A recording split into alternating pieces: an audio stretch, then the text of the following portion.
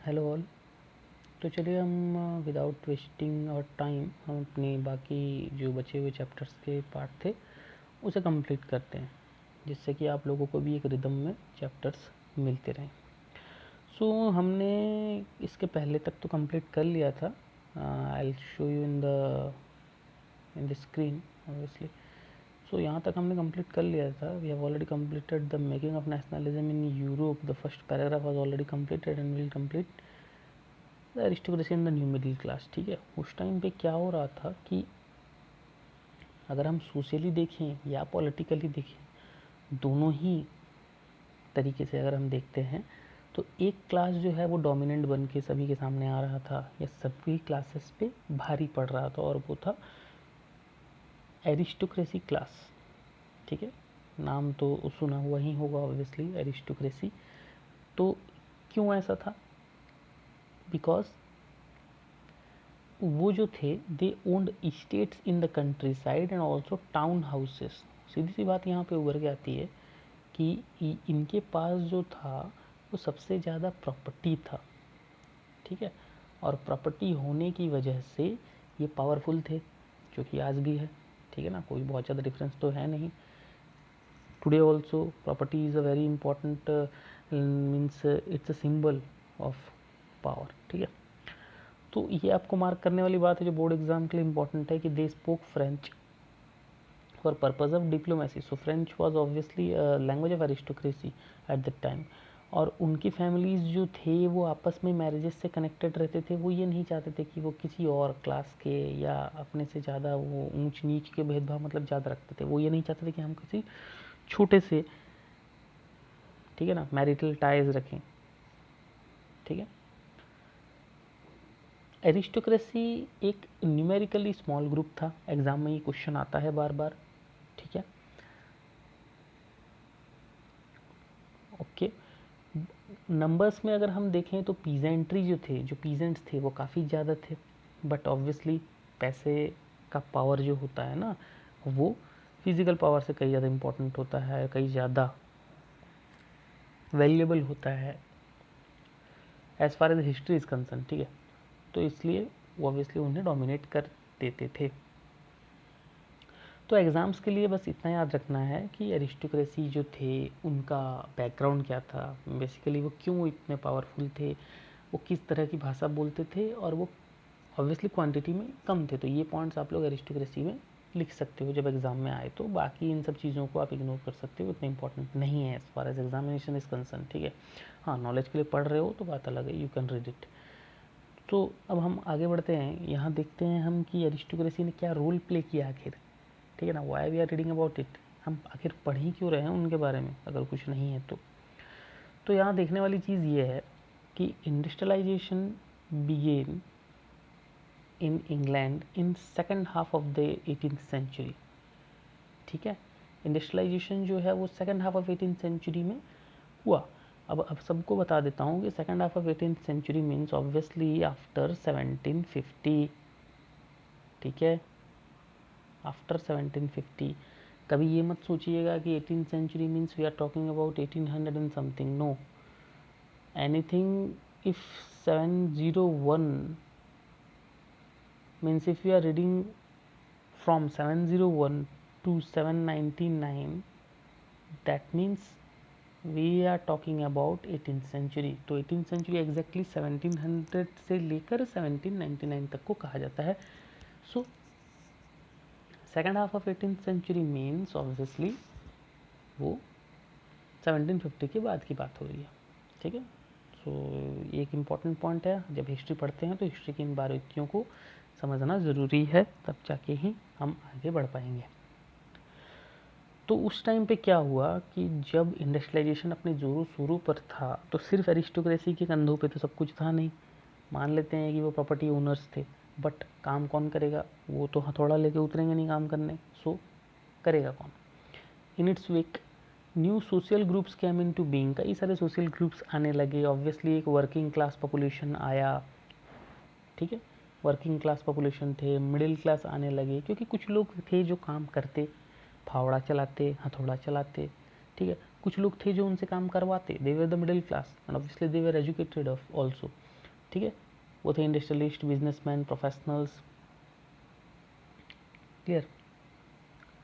तो ये जो नेशनल यूनिटी का जो आइडिया था ना, ये जो नेशनल यूनिटी की जो चिंगारी भड़की, वो एजुकेटेड लोगों के बीच ही आई थी, क्योंकि ये सब जो लॉजिकल चीज़ें होती हैं, ये सब जो लिबरलिज्म की, आज़ादी की बात कोई इंसान सोचता है तो वो एक शिक्षक, मेरे कहने का मतलब है कि वो एक शिक्षित इंसान ही समझ सकता है।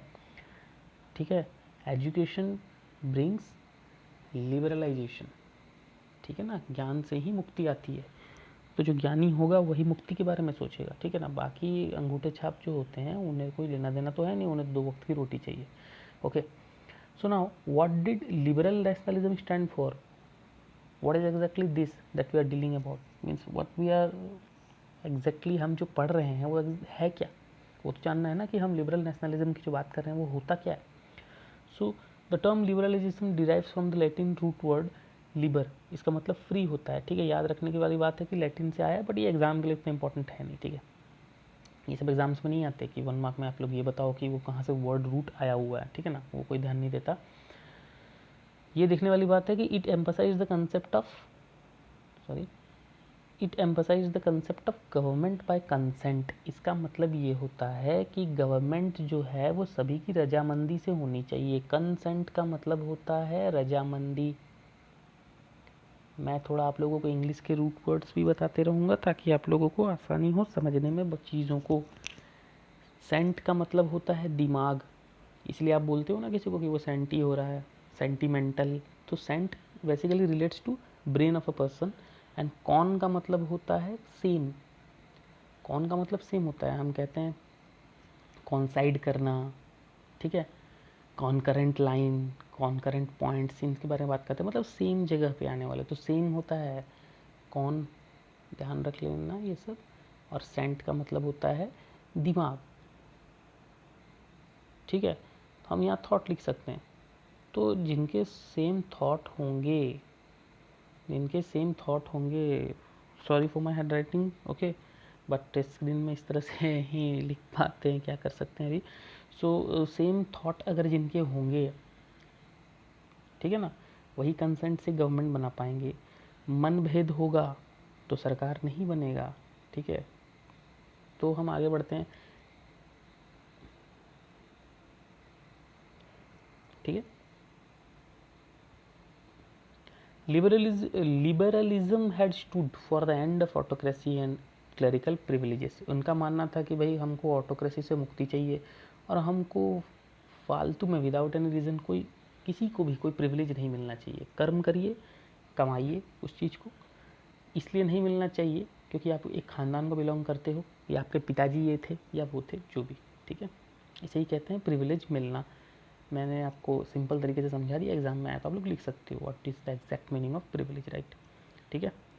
यहाँ पर देख सकते हो एक नया वर्ड भी आप लोगों को देखने को मिल रहा है, सफरेज। इसका मतलब होता है राइट टू वोट। कंफ्यूज नहीं होना है, बड़ा भारी भारी वर्ड लिखा होता है, but their meanings are quite easy.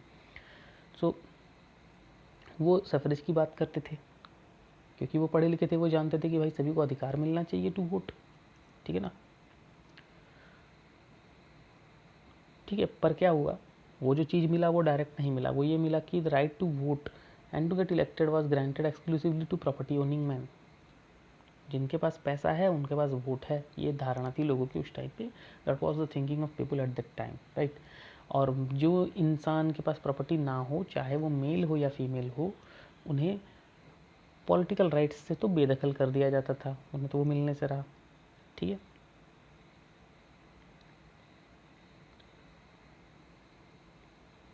ठीक है, नेपोलियनिक कोड जिसके बारे में मैंने चर्चा किया था, आप लोगों को याद होगा 1804, राइट। उसने बहुत ही मेजर चेंजेस लाए थे। उस समय भी जो था लिमिटेड सफरेज था, ऐसा नहीं है, ठीक है ना। उस समय भी कंप्लीट डेमोक्रेसी जो हम देखते हैं, सभी को वोट मिलना, जिसे कहते हैं यूनिवर्सल एडल्ट फ्रेंचाइज, पढ़े होंगे आप लोग, तो वो चीज़ नहीं था। और वुमेन की कंडीशंस तो बहुत बुरी थी, एंड वुमेन तो सिर्फ एक माइनर के स्टेटस में थे। Minor means what, if a person is less than 18 years of age then we call him और हर माइनर। तो वुमेन को तो देखा ही नहीं जाता था कि दे आर एडल्ट, ठीक है ना, तो उन्हें वोट कहाँ से मिलेगा, ठीक है। और उन्हें ये माना जाता था कि वो तो अपने फादर या अपने हस्बैंड की अथॉरिटी है, उनका तो हक बनता नहीं है। तो this narrow mindedness was there at that time in the society, ठीक है ना। समझ में आ रहा होगा सभी को। सो इकोनॉमिकली अगर हम देखें, ये एग्जाम में क्वेश्चन आएगा, ठीक है ना, कि what is the meaning of liberalism as compare to, means if you will see it in political sphere and if you will see it economically, then what is the meaning of it. तो ये सभी spheres में आएगा, ये हर क्षेत्र में आपको liberalisation की मीनिंग्स देखने को मिलेगी और एग्जाम में स्पेसिफिकली पूछा भी जाएगा। Liberalism stood for the freedom of markets and abolition of state imposed restrictions on the movement of goods and capital. Liberalism का मतलब ये था कि भाई हमारे मार्केट में आज़ादी होनी चाहिए और किसी तरह की कोई रेस्ट्रिक्शंस नहीं होने चाहिए सामान के लेने और ले आने और ले जाने में, ट्रांसपोर्टेशन में, ठीक है।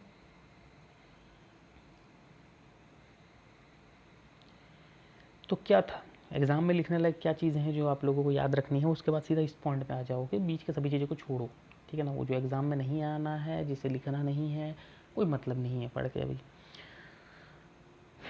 क्या होता था उस टाइम पे कि एक मर्चेंट को अगर हैप्सबर्ग से नरमबर्ग जाना होता था तो उसे 11 कस्टम बैरियर पार करना पड़ता था और हर जगह कस्टम ड्यूटी 5% देना पड़ता था उसे। तो उसके पास बचेगा क्या, कुछ नहीं। तो और भी क्या प्रॉब्लम थे वो भी मैं बता देता हूँ पहले, उसके बाद सोल्यूशन की बात करेंगे। किसी के पास अपने खुद के तो ओन सिस्टम तो थे नहीं वेट और मीज़र के, ठीक है। कहीं पर वेट का मेजरमेंट कुछ और चल रहा है, कहीं पे कुछ और चल रहा है। सो किसी भी तरीके से यूनिफॉर्मिटी तो होगा नहीं, ठीक है ना। जैसे कि कहीं पर measure of cloth was LA,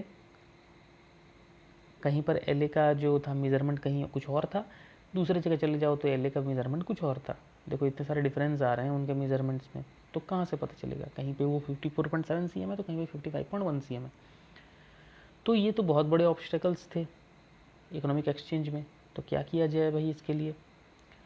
तो एग्ज़ाम में आने वाली चीज़ ये है कि 1834 में एक कस्टम यूनियन बनाया गया जिसे जोल्वेरन कहते हैं, ध्यान से पढ़ लेना, ये एग्ज़ाम में आता ही है। और उनका ये कहना था कि उन्होंने टैरिफ बैरियर्स हटा दिए, ठीक है। याद करना है इस चीज़ को, ये एग्ज़ाम में आएगा ही आएगा, ठीक है ना।